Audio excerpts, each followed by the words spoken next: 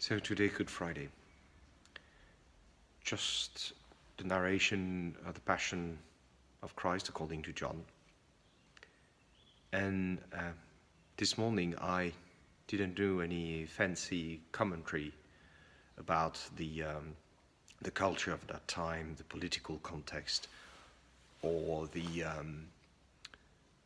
linguistics about Hebrew and Greek, why this and that. I just wanted people to understand something about what was happening. So I took the example of my cats. I got 2 cats, and I love them. I'm crazy about my cats because they are such good company. But in my neighborhood, there's a nasty cat around. And this nasty cat is always trying to fight with my cats. And I'm a bit angry about this.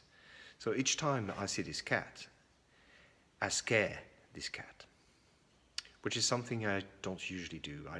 I love pets, I love animals, and I don't like scaring a pet. But because he's fighting and threatening my cats, I do this.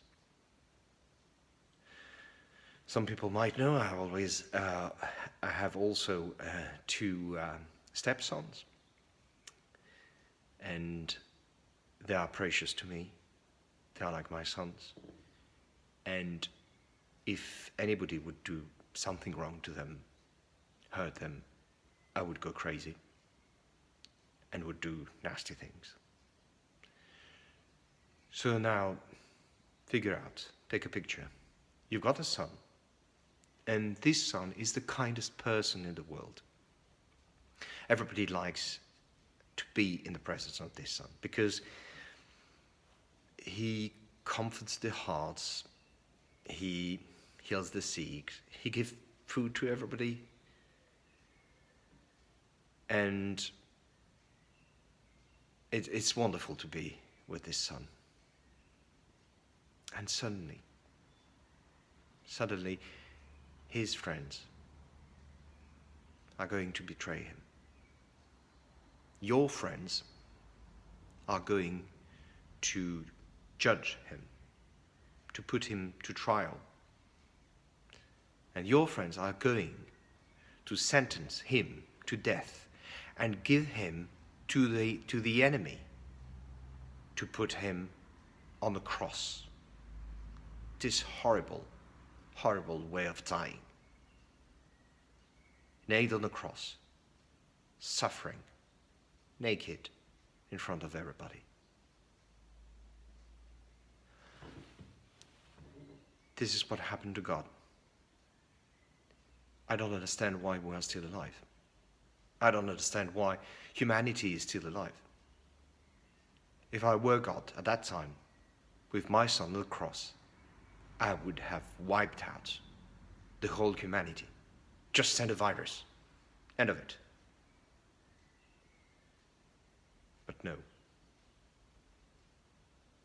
The good news is that Jesus is the Son of God, but we are also the children.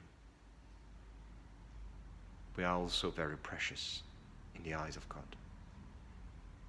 So even if today we have still not understood his message to feed the poor, to heal the sick, to liberate the captive, to forgive, to love. Even if today believers still think that it's good to kill unbelievers, even if today some Christians, because of their interpretation of the Bible, think that left-handed people are evil, even if we do bad things, we are still the children of God. God still cares for us. And if we are to follow his son, our brother in God, to the same thing as him, feeding the poor, healing the sick, liberating the captive, forgiving, loving each other, then this outrage of the cross will become a glorious cross. Amen. Donc aujourd'hui, nous avons célébré le Vendredi Saint. Juste, l'évangile d'aujourd'hui, c'est la narration de la passion du Christ selon saint Jean. Et je n'ai pas fait de commentaires extraordinaires sur cet évangile en utilisant le contexte historique ou politique ou en faisant des commentaires sur la linguistique par rapport à l'hébreu ou au grec. J'ai juste voulu faire comprendre une chose. Et pour faire comprendre ces choses-là, je suis parti de l'exemple de mes chats. J'ai 2 chats que j'adore. Ils sont magnifiques, ils sont une compagnie extraordinaire. Et dans le voisinage, il y a un chat agressif. Et il s'attaque parfois à mes chats. Et j'en viens à faire quelque chose que je ne fais pas d'habitude. J'effraie ce chat-là à chaque fois que je le vois. C'est quelque chose que j'ai vraiment pas l'habitude de faire parce que j'adore les animaux de compagnie, j'adore les animaux en général. Mais parce qu'il s'attaque à mes chats, je l'effraie. Certaines personnes aussi savent que j'ai 2 beaux-fils. Et ces 2 beaux-fils, ce sont mes yeux. Et si jamais quelqu'un leur fait quelque chose de mal, je deviendrai fou. Et j'en viendrai à des extrémités. Alors maintenant, figurez-vous, vous avez un fils. Ce fils est la personne la plus gentille au monde. Tout le monde a envie d'être en sa compagnie. Pourquoi ? Parce que il réchauffe les cœurs, parce que ceux qui sont malades deviennent guérissent en sa présence, tout simplement. Parce qu'on a envie d'être avec lui. Et ce fils adorable, que vous aimez plus que tout, ses amis vont le trahir.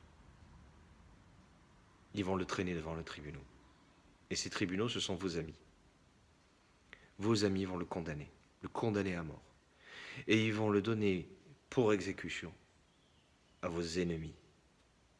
Et ces ennemis vont clouer votre fils sur la croix, qui est un supplice abominable.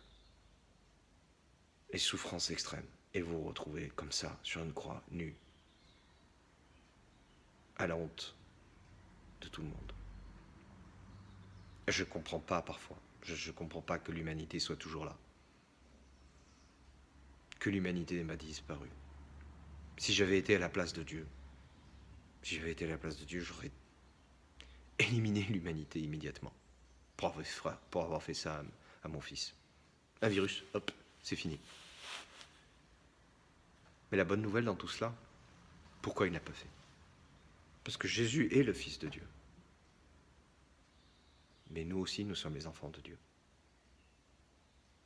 Alors même si on n'a pas compris son message, qui était la priorité de tout, de nourrir les pauvres, de guérir les malades, de libérer les captifs, de pardonner, d'aimer, même s'il y a toujours des croyants qui s'imaginent que la meilleure des choses à faire, c'est de tuer les non-croyants, même s'il y a toujours des chrétiens qui s'imaginent que dans leur interprétation de la Bible, les gauchers, ce sont des gens qui sont des engences du diable,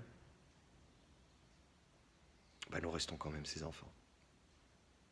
Nous restons quand même ses enfants. Alors aujourd'hui, si nous comprenons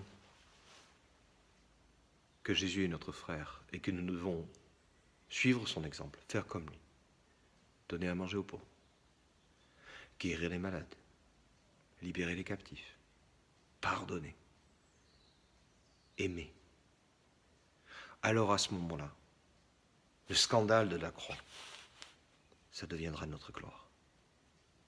Amen.